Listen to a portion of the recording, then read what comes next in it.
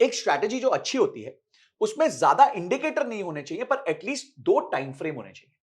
लोग क्या गलती करते हैं, सिंगल टाइम फ्रेम पे काम करते हैं, पर अगर आप इसमें डुअल टाइम फ्रेम डाल दो, इसको मैं कैसे समझाता हूं कि जैसे आप में केंद्र की सरकार है और स्टेट की सरकार है।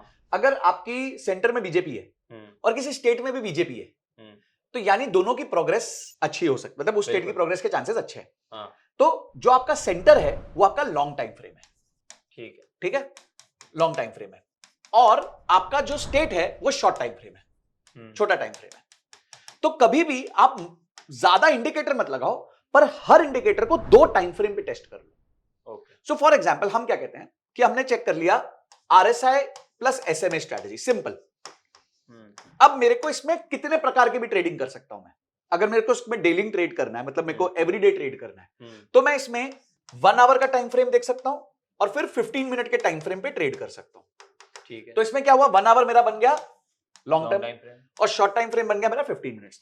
तो मैंने लॉन्ग टाइम फ्रेम देख लिया, अगर मेरे इंडिकेटर्स के हिसाब से वो लॉन्ग टाइम फ्रेम चल रहा है और शॉर्ट टाइम फ्रेम भी उसी इंडिकेटर के हिसाब से चल रहा है, तो मेरे को डबल कॉन्फिडेंस आ जाता है। I am still saying loss लग सकता है, उसके लिए आप स्टॉप लॉस लगाते हो, ठीक है। तो अगर आप ये लॉन्ग टाइम फ्रेम और शॉर्ट टाइम फ्रेम को फॉलो कर लो और उसमें सिंपल एक आरएसआई प्लस एसएमए स्ट्रेटजी बना लो, आप डेफिनेटली एक अच्छा रिटर्न बना सकते हो।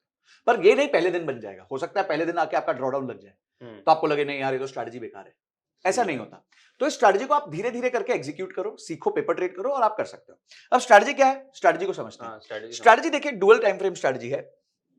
तो हम क्या करते हैं, हम है ना, फंडा क्या जो मैंने आपको बताया, डोंट प्रिडिक्ट ओनली फॉलो, मतलब मैं मार्केट को कभी भी प्रिडिक्ट नहीं करूंगा। तो अब क्या है, जब रूल क्या कहता है कि आरएसआई अगर 70 से ज्यादा है तो ये ओबी जोन है, मतलब ओवरबॉट जोन है, इस टाइम पे लोग सेल करते हैं। ठीक है, फिर आरएसआई अगर 30 से कम है तो ये ओएस जोन है, यानी ओवरसोल्ड जोन है, तो यानी इस टाइम पे लोग खरीदने लग जाते हैं। हाँ। या आप क्या कर रहे हो इस टाइम पे, आप प्रिडिक्ट कर रहे हो, ठीक है। बिल्कुल। पर ये जो 70 तक पहुंची गाड़ी, ये ओवरबॉट हुआ, अगर आप उस गाड़ी में बैठ जाते तो आपको तो पॉजिटिव मोमेंटम मिल जाता। बिल्कुल। तो हम क्या कहते हैं कि भाई आरएसआई अगर 60 से ऊपर हो गई तो अब आप इस गाड़ी पे बैठ जाओ, इसमें पॉजिटिव मोमेंटम आ चुका है। हाँ। अब आप ये मत सोचो 70 से ऊपर जाएगी, ओवरबॉट होगी, ओवरसोल्ड होगी, कुछ होगी, क्या होगी, वो मत सोचो।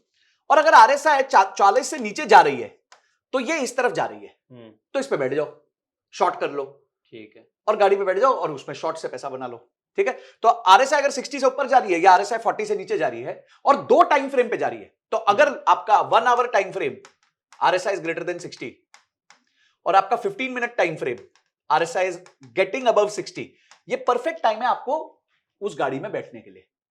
कि लॉन्ग टाइम फ्रेम में भी बीजेपी आ गई, मतलब सेंटर में भी बीजेपी आ गई, अब स्टेट में भी बीजेपी आ गई, अब डायरेक्शन यूनि डायरेक्शनल हो जाएगा मामला। और जब यूनि डायरेक्शनल मामला होगा तो आपको उसमें बेनिफिट मिल सकता है। अब इसके एंट्री एग्जिट के रूल्स हैं, ठीक है। कॉन्फर्मेशन कैंडल है, कॉन्फर्मेशन के कैंडल का टॉप बीट होगा तब हम एंटर करेंगे। कॉन्फर्मेशन के कैंडल के बॉटम को हम स्टॉप लॉस रखेंगे। स्टॉप लॉस जो है उसके लिए हम यूज करते हैं 2-3 चीजें, बट मैं यहां पे जो आज बताऊंगा क्योंकि obviously it is very difficult, मैं सब कुछ आज बता दूं कि हम यूज करते हैं एसएमए। तो 14 कैंडल एसएमए यूज करते हैं, ठीक है। तो 14 candle simple moving average use करेंगे। तो समझिए आपने ये कैंडल था, ठीक है, यहां पे आरएसआई 60 हो गया, अब इसका टॉप था, अगला कैंडल जैसे इसके ऊपर जाएगा, ठीक है, तो आपने एंट्री कर ली, ये एंट्री पॉइंट हो गया आपका, ठीक है, और ये आपका स्टॉप लॉस हो गया, और ये धीरे से आपका वो एसएमए का वो आ रहा है, चार्ट ऊपर आ रहा है। फिर अगली कैंडल आई, वो और ऊपर आ गई, एसएमए और ऊपर हो गया, ये और ऊपर आ गई, और ऊपर हो गया, फिर ये थोड़ा सा नीचे आ गई, ये फ्लैट हो गया, फिर ये और ऊपर चली गई, ये और ऊपर हो गया, ये और ऊपर चला गया कैंडल, ये और ऊपर हो गया, फिर ये और थोड़ा सा फ्लैट हुआ, और फिर समझो अगली कैंडल ने इसको काट दिया, तो आप यहां पे एग्जिट ले लोगे, ठीक है। तो आपने क्या किया, आपने स्टॉप लॉस यहां से स्टार्ट किया था, फिर ये आपका स्टॉप लॉस बन गया। जैसे जैसे जैसे एसएमए ऊपर जा रहा है, it is becoming a stop loss, जिसे हम ट्रेलिंग स्टॉप लॉस कहते हैं। ओके, तो आप स्टॉप लॉस यहीं पे कंसिस्टेंट मत रखो, स्टॉप लॉस को ट्रेल कराओ, your SMA becomes your stop loss, ठीक है। और भी तरीके हैं स्टॉप लॉस करने के, मैं एक सिंपल एग्जांपल दे रहा हूं। अब इसमें आपने क्या किया, मल्टीपल इंडिकेटर नहीं लगाए, आपने आरएसआई लगाया, ये आपको क्या बताता है, ये आपको बताता है मोमेंटम, ठीक है, कि सेंटर की सरकार, स्टेट की सरकार दोनों ऊपर देख रही हैं या दोनों नीचे देख रही हैं। जैसे ऊपर देख रही हैं, चलो चलो चलो चल चल जाओ, ठीक है, तो यहां आपने स्टॉप लॉस लगा दिया, चढ़ गए गाड़ी पे, जैसे ही आपका ये एसएमए हिट हुआ, आप आउट हो गए। बिल्कुल, अगर आपका नसीब खराब है तो अचानक से हो सकता है ये कैंडल यहां पे काट जाए, आप आउट हो जाओ, this is what is trading. इसलिए तो आपने स्टॉप लॉस लगाया था। फिर आप वेट मत करो, ओहो ये हो जाएगा वो हो जाएगा। Don't get into prediction mode. ठीक है, आरएसआई से मोमेंटम पता चल गया, एसएमए से हमें स्टॉप लॉस मिल गया। ठीक, सिंपल, बस इसके कुछ अलावा करने का ही नहीं लाइफ में। अब आप ये 1 आवर 15 मिनट हो गया। हाँ। अब अगर थोड़ा लंबा ट्रेड लेना है, आप डेली ट्रेड नहीं करना हाँ। चाहते, जनरली मैं भी लोगों को कहता हूं डेली ट्रेड मत करो, तो आप 1 वीक 1 डे कर लो। ठीक है, कि वीकली आरएसआई जब एक मोमेंटम में जाएगी और डेली आरएसआई भी मोमेंटम में चली जाएगी, तब आप स्विंग ले लो, लंबा स्विंग ले लो इसमें। हाँ। ठीक है, तो ये हो गया प्राइस एक्शन। तो आपको यहां पे प्राइस एक्शन मिल गया। आपने एक इंडिकेटर ले लिया, आपके पास एसएमए है, आपके पास एंट्री पॉइंट है, आपके पास स्टॉप लॉस है और एग्जिट पॉइंट है। जैसे एग्जिट पॉइंट आपका एसएमए ब्रीच किया, you are out. Okay sir, क्या हम इसे चार्ट्स में देख सकते हैं एक एग्जांपल की तरह? बिल्कुल, बट वो हम पार्ट 2 में देखते हैं।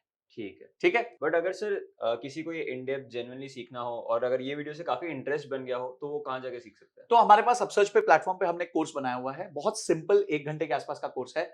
उसमें प्रॉपरली लाइव एग्जांपल्स के साथ सिखाया गया है कि कैसे आप इस स्ट्रैटेजी को लगा सकते हैं, कौन कौन से पॉइंट पे एंट्री लेनी है, कौन से पॉइंट पे एग्जिट लेना है, मल्टीपल सिचुएशंस क्या है, अगर दोनों तो अभी 60 के ऊपर हैं, फिर दोनों 40 के नीचे हैं, एक 60 के ऊपर एक 40 के नीचे, तो उन सारे सिनेरियोस को बिल्ड किया गया है। और मजेदार बात पता है क्या है? क्या? इसमें अंडरलाइन का कोई फर्क नहीं पड़ता। इसमें आप स्टॉक कर लो, हाँ, आप कमोडिटी कर लो, ओके, आप क्रिप्टो कर लो, ओके, ठीक है, आप इसमें इंडेक्स कर लो, आप इसमें एप्पल का शेयर कर लो, आप कोई भी कर लो, रूल रिमेन्स द सेम।